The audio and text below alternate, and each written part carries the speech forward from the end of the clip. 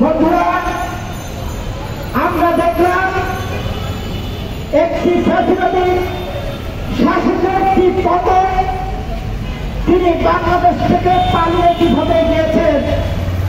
পালিয়ে তারা ক্ষান্ত হয়নি। তারা দেশে বিদেশে বসে মা এবং ছেলে বাংলাদেশকে যে ষড়যন্ত্র করছে, সেই ষড়যন্ত্র দেশের মানুষ রুখে দেওয়ার জন্য আজকে রাজপথে দাঁড়িয়েছে। আজকের এই গণসমাবেশ থেকে বলতে চাই, গত 17 বছরে যত মানুষকে হত্যা করছে, শাপলা চত্বরে গিরিয়ার হত্যাকাণ্ড, ফেলানির লাশ কাটাতারা ধরে থাকা, আবার সেই টাকা বিশ্বজিৎকে পিঠের মধ্যে হত্যা, আবার সাংবাদিক সাগর নদীকে হত্যা। আমরা হত্যার রাজনীতি দেখতে চাই না।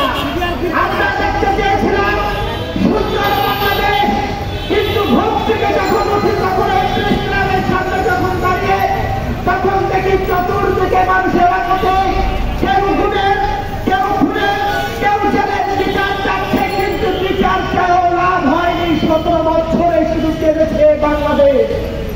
এই বাংলাদেশের মানুষ তারা যারা ঘুরেছে বিদ্যুতের মতো বিচারের জন্য, কিন্তু আমরা দেখেছি পুলিশের অতি উৎসাহিত কর্মকর্তারা যারা এদেশের মানুষকে নির্বিচারে হত্যা করেছে, তারা আজকে কোথায় পালিয়েছে এদেশের মানুষ জানতে চায়।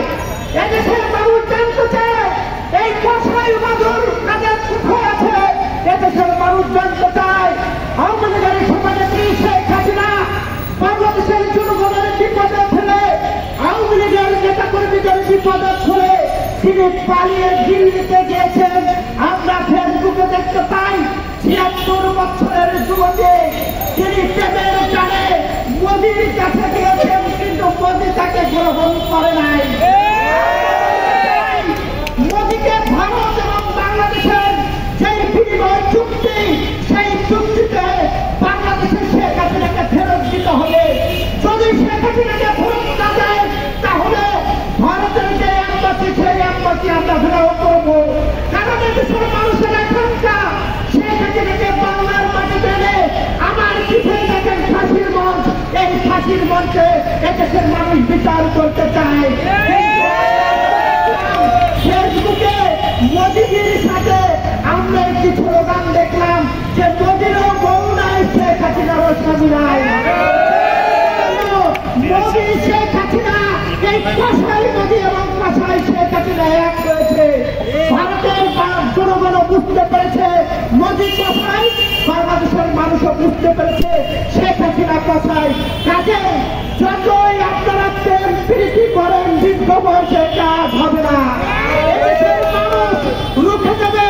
আজকে তারা হুঙ্কার দিয়েছিল 32 নম্বর ম্যাচে তারা অরাজকতা করবে, কিন্তু বাংলার মানুষ আজকে বাংলাদেশে পাহারা দিচ্ছে।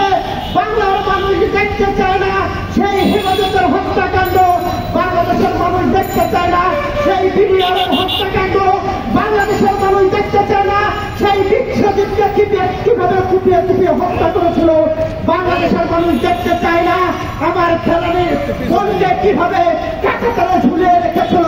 এই হত্যাকাণ্ড আমরা দেখতে চাই না।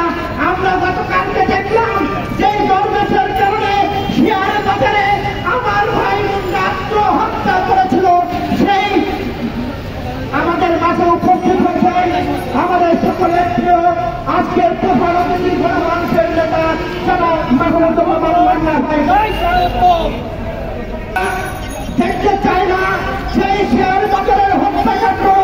আজকে আমরা দেখলাম সেই দরবেশ 1000 কোটি টাকার মালিক বাংলাদেশের ব্যাংকে ডাকাতি করেছে, শেয়ার বাজারকে ডাকাতি করেছে।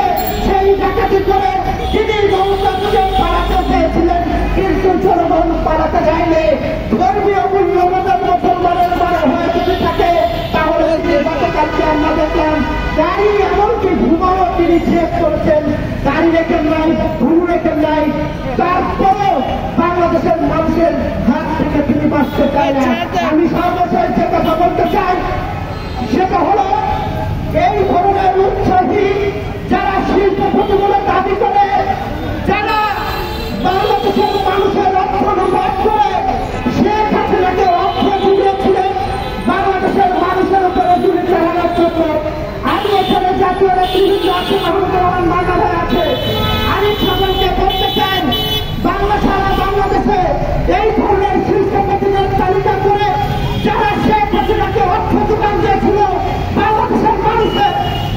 করার জন্য তাদের বিচারের কার্যালয় দাঁড় করতে হবে। সকল